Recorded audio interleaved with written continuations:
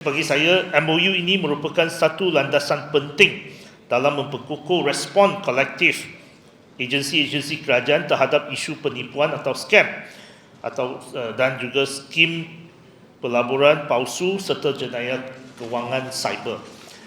Adalah penting kita mengambil pendekatan whole of government. Walaupun kita dalam agensi yang berlainan, tetapi pendekatan whole of government ini sangat penting untuk kita menangani cabaran-cabaran yang kita akan hadapi, bukan saja jenayah tetapi suasana global yang telah berubah yang kita hadapi sekarang.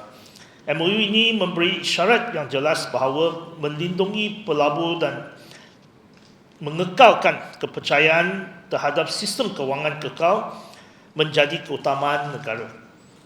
Tahun lepas, rakyat Malaysia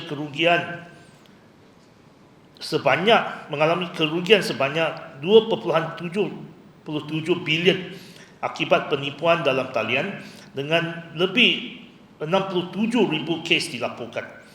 MOU ini adalah bagi membantu menangani cabaran tersebut secara terus melalui rangkaian kerjasama yang lebih berstruktur, tersusun dan praktikal. Dan dengan penggunaan AI, diharapkan scammer ini kita boleh lebih canggih dan kita lebih tepat daripada scammer.